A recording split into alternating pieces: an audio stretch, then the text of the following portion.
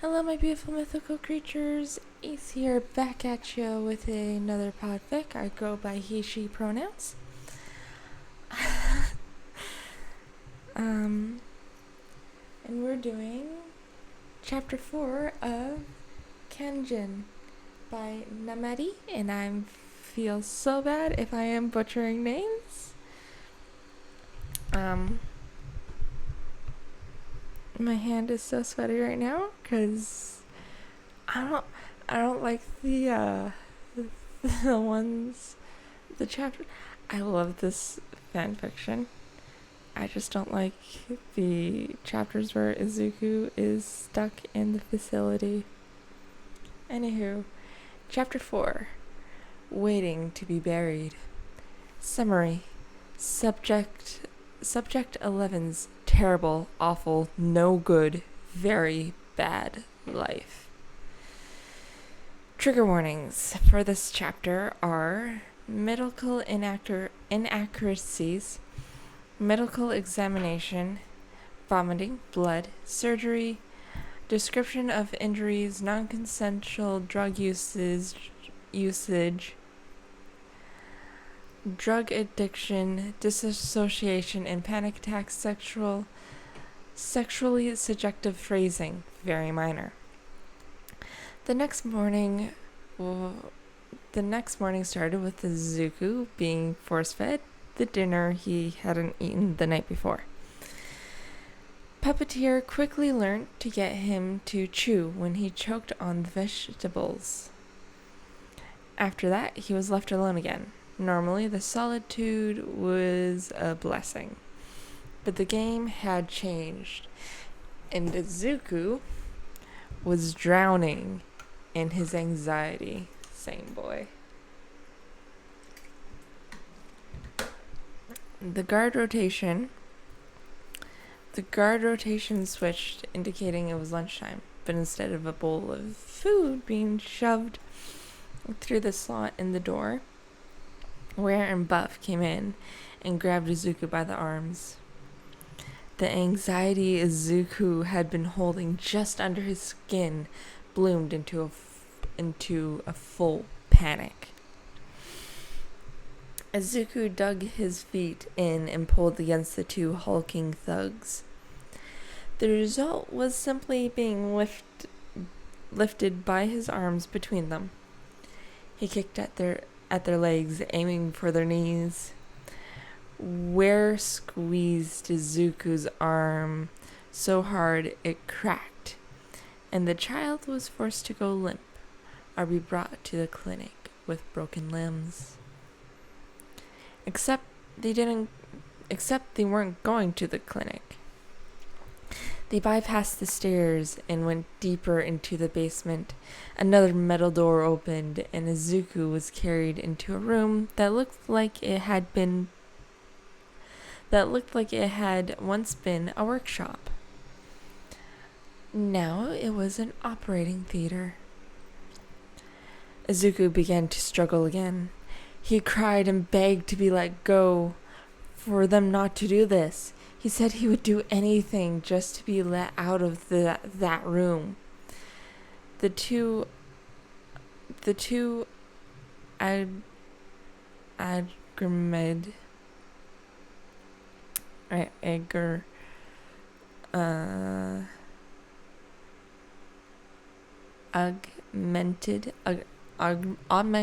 augmented strength users lifted the 6-year-old onto the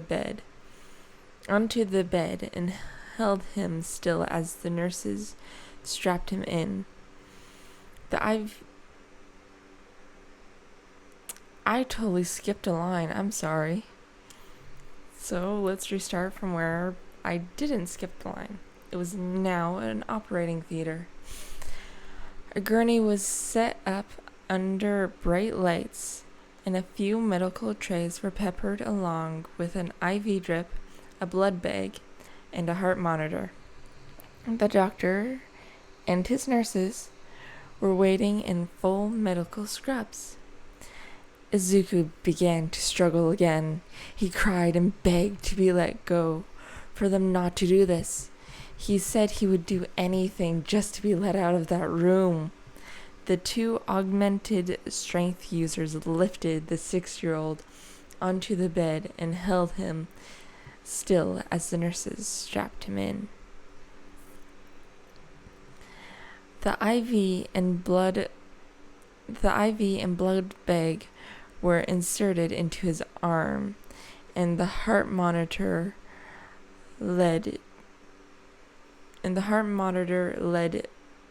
leads put in place.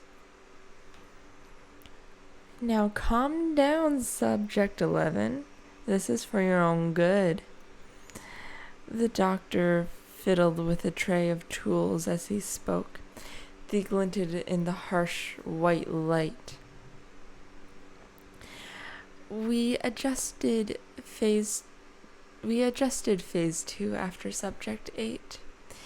He had a hidden mutation and caused the data for phase 3 to be compromised. We had no use for him after that. Izuku choked on a sob. Please, he begged, daring to look the doctor in the eyes. Please, let me go. But you're our most promising subject yet, and I'm giving you, a worthless null, the chance to be part of something wonderful. Izuku's visions swam with tears. The gurney rattled as his body quaked in fear. Start recording, please. This is Dr. Nakia. Commencing phase 2. Subject 11 has been prepped. Pre-post of biopsy is to determine if the subject has any hidden mutations that would compromise phase 3. Making my first incision now. No force in the world could have stopped the scream that ripped out of Izuku as the scalpel dug into his skin just under the tattoo. The heart monitor empathized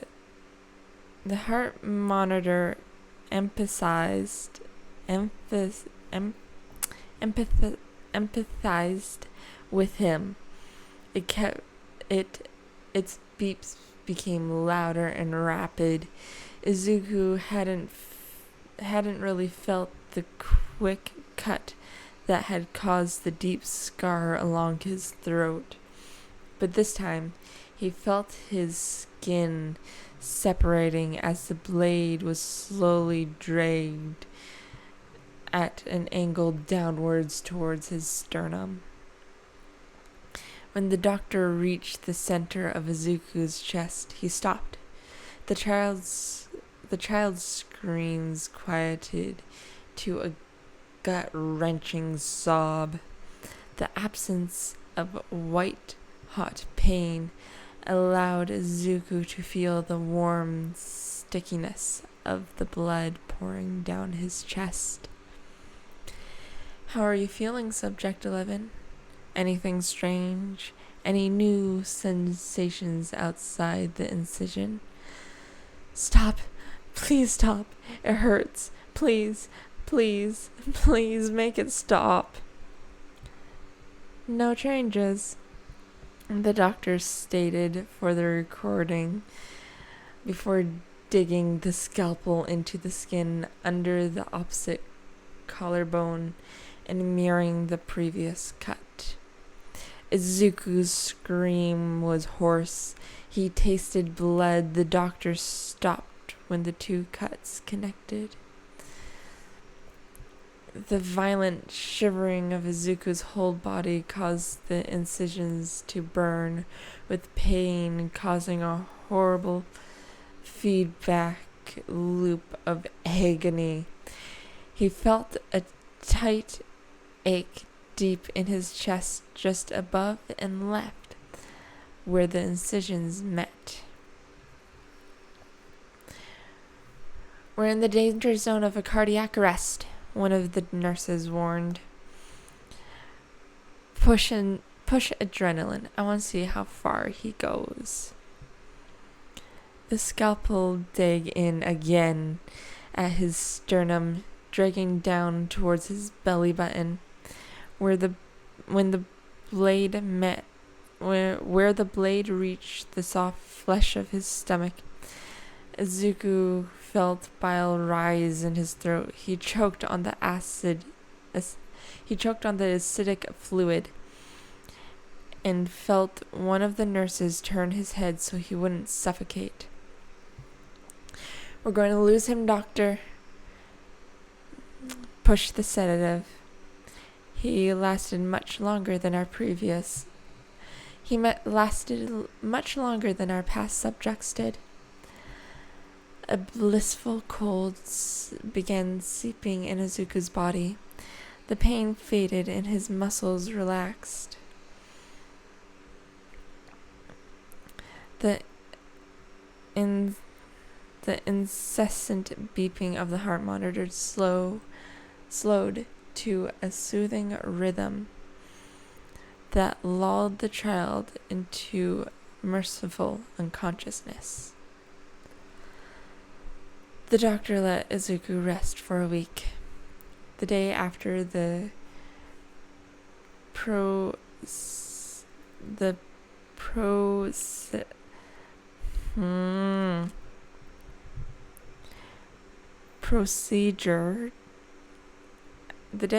procedure, Stretch encountered a dead-eyed Izuku. After the procedure, Stretch escorted a dead-eyed Izuku to the clinic, where the nurses performed the normal physical exams. Izuku complied by muscle memory alone. His voice barely a whisper. His meals went uneaten for 2 days before Izuku was threatened with force feeding again, and he began picking at his food slowly. The rest of the time, he laid in his bed in a daze, his mind far away. He was a walking corpse. He already looked like he had been to the morgue, with the white Y-shaped scar marking his torso. He was just waiting to be buried. 3 days later, the doctor announced the start of Phase 3. Izuku was shackled to a chair in the clinic. He hadn't even fought this time. Only one nurse was present, the one with the diagnosis quirk. There was no tray of surgical tools, just the 3 of them in an empty room. "This is Dr. Nakia, proceeding with Phase 3. Subject 11 is prepared. The purpose of this stage is to test the effect of trigger on the quikless." Izuku slumped and whined softly. He now desperately wished he didn't know anything about trigger.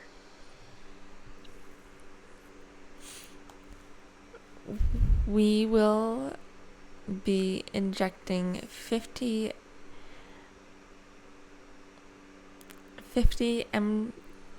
why am I saying 50? We will be injecting 15 milligrams of trigger in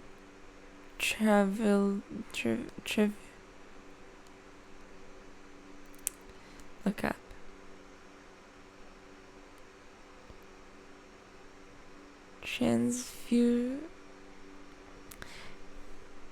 intrivilation, intrivinalation, intravel, no lessy. Subject 11 will be monitored at all times by a diagnosis quirk. Let's get started. Izuku pulled against the restraints, trying to get away from the approaching syringe of red fluid. Injecting now.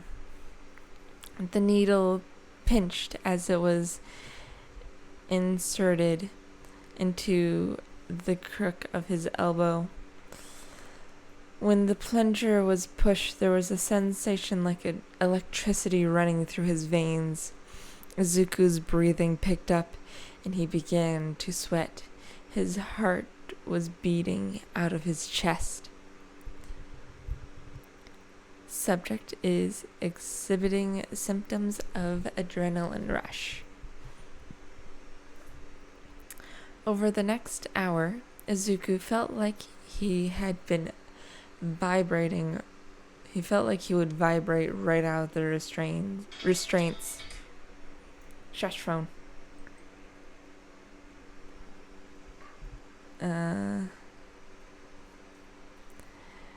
Over the next hour, Izuku felt like he would vibrate right out of the restraints. He was soaked in sweat, and his muscles felt coiled tight, like a spring ready to launch. The nurse kept a hold of his hand, occasionally announcing that she was detecting no changes. Just when Izuku was sure he would come apart at the seams, the pressure suddenly let up. He immediately felt dizzy and put his head between his legs with a groan. His vision was spotted with black, and the floor felt like it was tilting. Subject crashed at 1 hour 9 minute mark. No adverse effects detected. Quirk function remains dormant. Phase 3, Session 2 will commence after 2 days to allow the drug to purge. Izuku was carried back to his cell. He shivered through the night and woke up with a splitting headache. The next 2 sessions were the same as the first, but he crashed a little earlier each time, and it was taking longer for him to detox. The doctor canceled the 4th session when Izuku was brought into the clinic swaying drunkenly and damp with sweat. When session 4 did happen, both nurses were present. After the 18th milligram of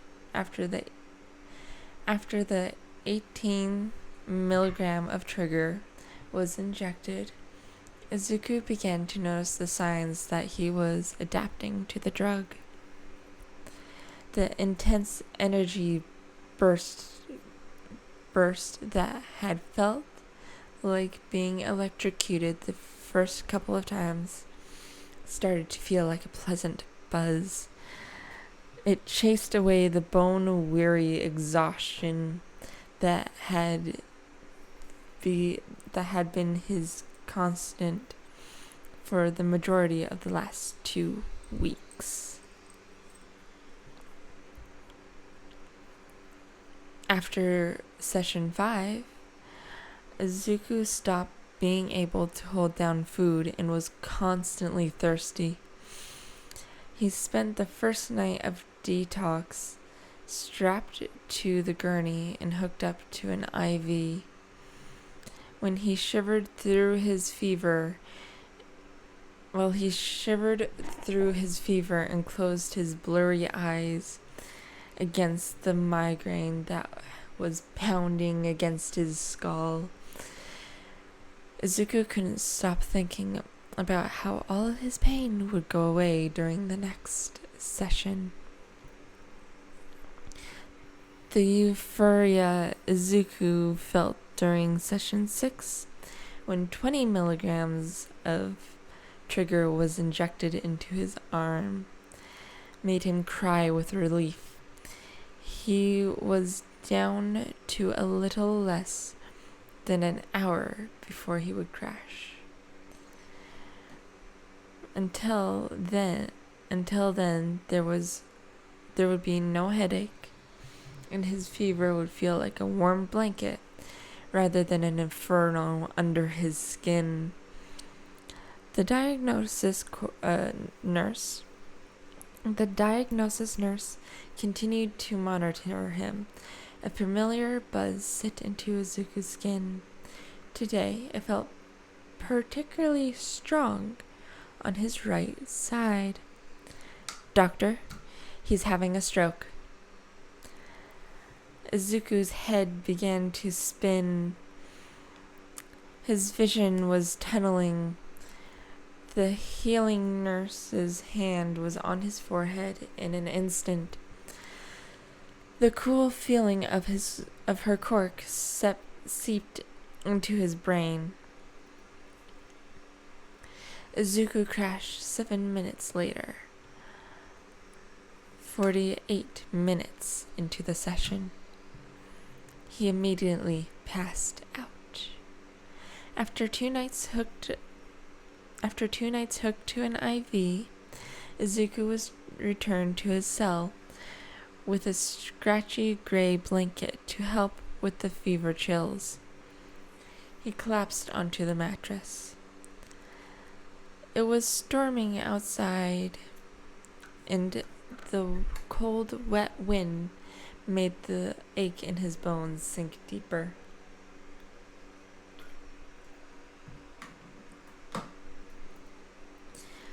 He was starting to let himself drift when movement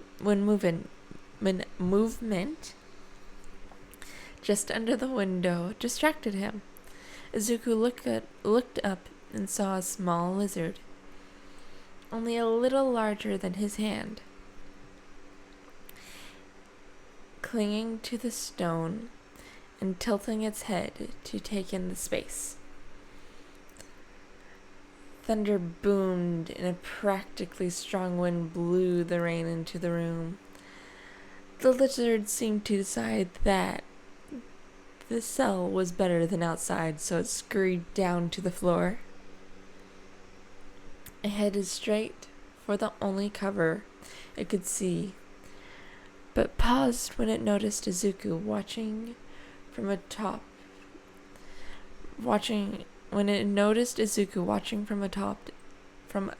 its chosen hiding spot. Moving slowly, Izuku picked up a piece of chicken from what was left in his bowl.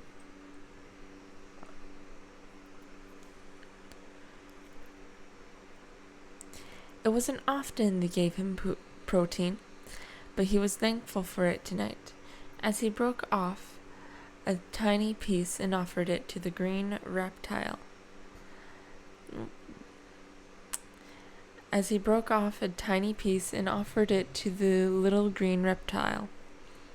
To Izuku's surprise, it scurried right up to him and took the meat without any hesitation, even crawling to settle on Izuku's palm as it chewed. I must feel nice and warm to you on a night like this," Izuku said, his voice rough from exhaustion. "You can stay here tonight until the storm passes." Izuku lifted the lizard up to his hair, where it wiggled into the green curls. Izuku giggled, the sound making his chest feel looser and his limbs lighter. It's just like grass. I hope you like it, the boy whispered, and he quickly drifted off to sleep. A couple of nights later, during session 7, the dose was raised to 21 milligrams. Of course, the 6-year-old had another stroke. The doctor seemed disappointed in the results. No shit, I overdosed again. You gave me even more drugs. Izuku wanted to scream, but the right side of his face still wasn't completely under his control. The trigger had just worn off, and Izuku had managed to hold onto consciousness just by the skin of his teeth. He was slumped over, his eyes closed as he fought off a wave of nausea. The doctor was speaking into the recorder nearby. We appear to have reached the limit of Subject 11's tolerance for trigger. There has been no change to Subject's quirk function. After a few days of rest, we will move on to Session 8 by testing Subject 11's absolute limit. We will either prove our theory correct or have to abandon the project. As had become routine, Izuku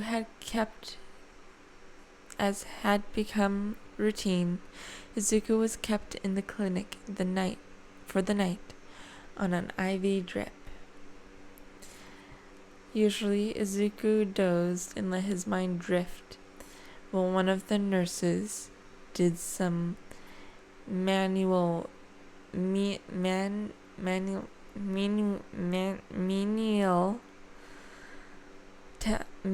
task nearby, or however you say that word. He had never tried having a conversation with the nurses outside clinical questions and answers during physicals. Izuku watched the woman with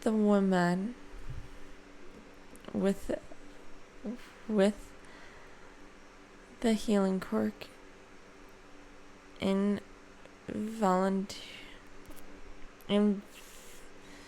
inventory bottles of medication. I won't survive another dose. The scratching of the woman's pen stopped. No, you won't, she answered. Why? What's the point of all this? The theory was that with no quirk available to boost during the drug, the drug would attack the quirk factor itself. We hoped it would destroy it. It would have made you truly pure. Izuku looked down at his arm where the IV was taped down. A month worth of track marks stood out on his pale skin. Izuku felt anything but pure as he laid enveloped in the smell of antiseptic, detoxing again and trying to ignore the little itch in the back of his mind telling him all his aches would go away if they gave him more trigger. A bitter laugh bubbled out of the child. Was it worth it? whatever price you paid for this higher calling of yours?" The woman was silent. Izuku knew she wouldn't have an answer. She, the other nurse, and the doctor were fantastic.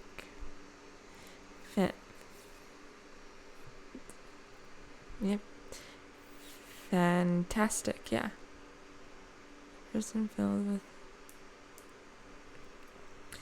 They had sacrificed nothing on their path towards their vision. They paid the toll with other people's lives. I am unloved, homeless, nameless, and quirkless. Personally, I hope that that's a heavy enough price to pay for some peace. Izuku let his exhaustion take a hold, leaving the woman with her thoughts. When Izuku returned to his cell the next morning, he collapsed onto the mattress, startling his little lizard friend out of hiding. "You're still here," Izuku said, holding his hand out for the reptile. It crawled up his arm and settled into his hair again. "Don't you have to go find some real grass?" The creature shimmied around and settled in. Izuku shrugged. The lizard could get out whenever it wanted. But Izuku was thankful for the company. Tears quietly slid down from Izuku's eyes.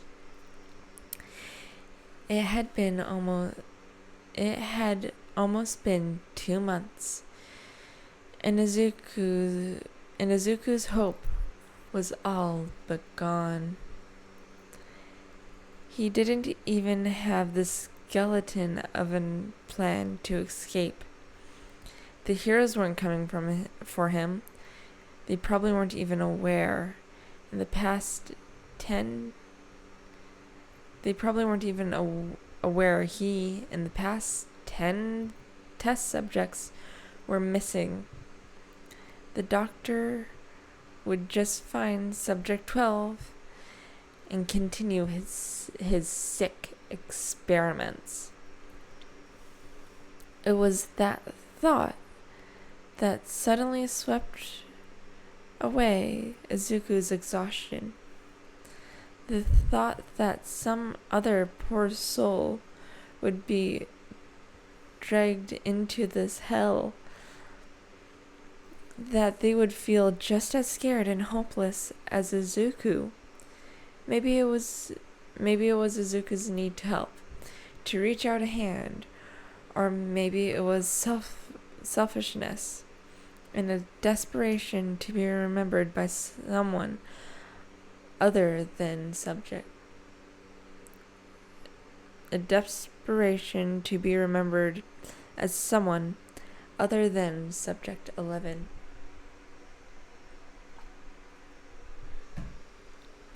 Pushing his bed away from the wall, Izuku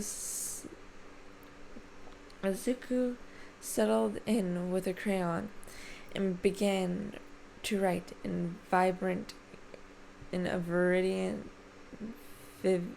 a vivid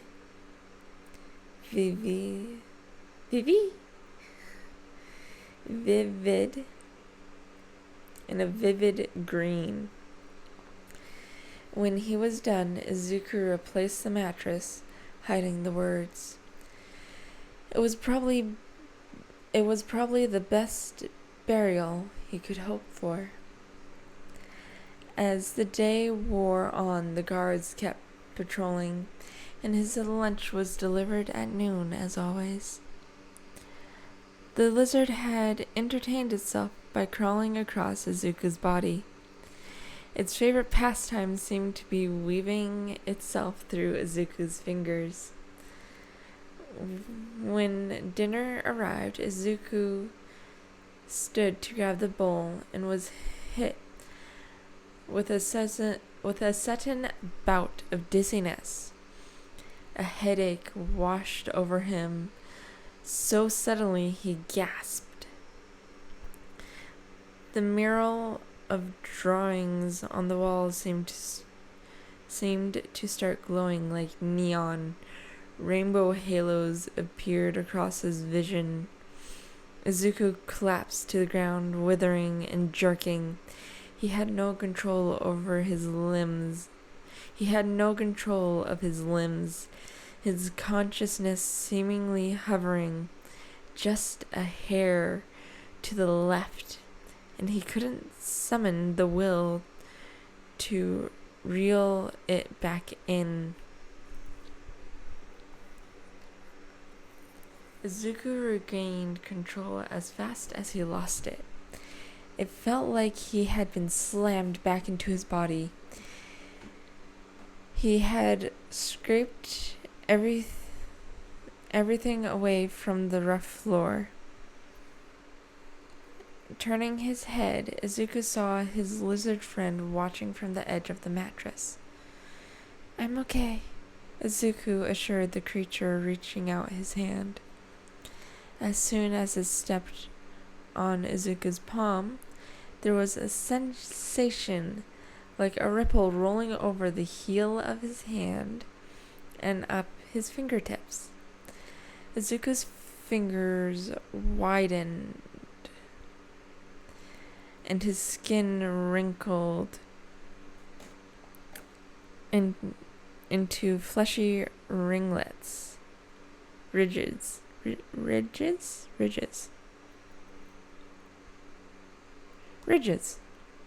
Izuku jumped and dropped the lizard back on the mattress.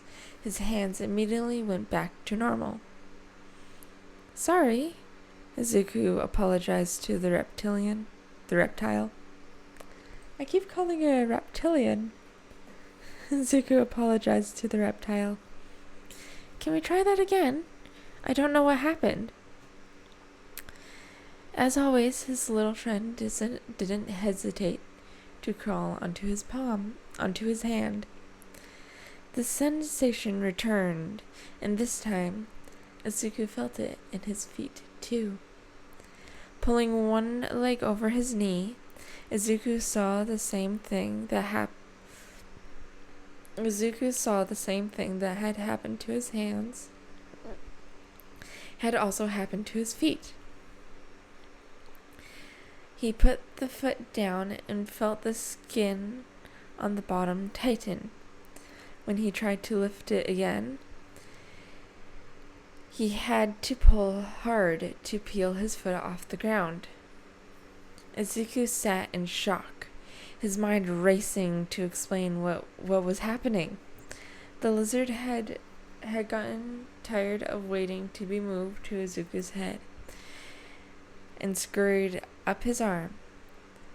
Izuku could feel the slight pinch of its feet on his skin, and suddenly it all made sense. He snatched the lizard off his arm and held it to his face. "I can borrow your sticky feet?" he asked in awe. The lizard flicked its tongue out. "A cork! I have a cork!" Izuku scrambled to stand, forgetting his new super grip, and nearly fell again. Okay. Izuku tried to wrangle his reeling mind into analyst mode. "It only works as long as I'm touching you." Izuku found himself talking to his little reptilian friend. "Does it only work if I use my hands?" Izuku placed the lizard on his head where it happily scurried through his curls. Izuku's hands and feet didn't change. Just skin contact. Just needs skin contact. Can I choose what abilities I borrow? Or does the quirk just choose the most useful ability? Does this work on other animals, or just reptiles, or small animals? Does the ability automatically adjust its strength to my size and weight? Izuku approached the wall and reached as high as he could, his hand automatically gripping the stone. He lifted his opposite foot and dragged his toes in, and dug his toes in. Carefully lifting his other leg, Izuku found himself hanging from the wall. He laughed happily, placing his other foot and hand on the stone so he could stick to the surface with both palms and 20 toes. After a minute, Izuku tried to jump down, but his grip refused to let go. "This is an issue," Izuku whispered. He peeled one of his hands off with some difficulty and studied his finger pads. Bending his fingers didn't seem to do anything but flex the muscles in his hand, causing the space between the ridges to tighten. Trying it with his still sticky hand, it released easily, causing him to fall backwards onto the mattress because his feet were still stuck. Trying the same technique with his feet, they detached as well. This was awesome. Izuku had a quirk. As long as he had his lizard friend safely tucked in his hair, he could borrow its sticky feet to climb the walls. Izuku can climb walls. The greenette looked to the window. He had studied that window many times. It was latched at the bottom but not locked. If he could reach it, he could escape. Hope surged through Izuku. He was going to get out. Wasting no time, Izuku started walking around the cell. Slowly at first, having to pause slightly between steps to flex his feet. But soon he was walking normally, getting used to the rhythm. Step, flex, step, flex. Next, he added his hands, sidestepping along the wall and walking one hand over the other. It took a little longer to get used to coordinating all four limbs, but he eventually got it. He waited for the patrol to pass before attempting the next step, climbing up the wall. About half a meter, Izuku scurried sideways. He quickly got into the habit of having 2 points of contact. He tried climbing up and down a few steps too, but soon he had to stop when his arms and legs began to burn. He would have to do some strength training when he made it out. Resting for a moment, Izuku started thinking about what came next. He didn't know where he was and had nowhere to go. He needed shelter and food. What about school? What if he got sick? Izuku's mood took a dive. He would be all alone on the streets. The lizard dropped down to Izuku's shoulder. At least he had one friend. "Will you stay with me?" Izuku asked. The lizard wiggled under his collar and settled against the warmth of his chest. Izuku smiled. He had survived worse than homelessness. He could do this. Once the patrol rotated at midnight, Izuku waited for a couple of passes before readying himself against the wall under the window. The lizard, who Izuku decided to name Keisuke, was back in his hair. As soon as the guards passed again, Izuku scurried up and unlatched the window. He pulled the bars towards himself. Thankfully, the hinge didn't squeak. It was barely big enough to let him through, but Izuku managed without making any noise. He was outside. After 2 months, he was finally outside. Keeping to the shadows, Izuku headed towards the fence at the end of the alley. He waited. He wanted to get something solid between himself and any guards that may come by. As he snuck around the building, Izuku's eyes roamed wildly. Looking up, he froze when he made out the silhouette of a guard crouching on the roof of the warehouse next door. In the dim moonlight, Izuku made out a pale face and dark hair. Something was bunched around the person's neck. A hood? A scarf? They didn't seem to notice him, so Izuku continued until he reached the fence and scrambled over. Subject 11 disappeared into the night. That's the end of chapter 4. That's the end of chapter 4. I love it so freaking much. Izuku's finally out. I'm going to do what I normally do, read the title of chapter 5 and its summary.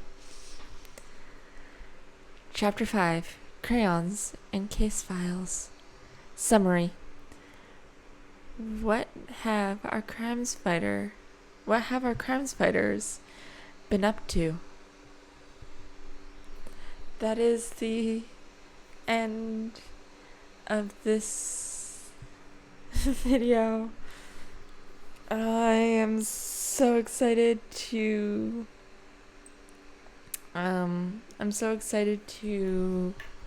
read you chapter 5. I'm gonna guess you guys know what's coming up in the next chapter with the title and the summary. But until next time, my beautiful mythical creatures, stay hydrated and eat donuts.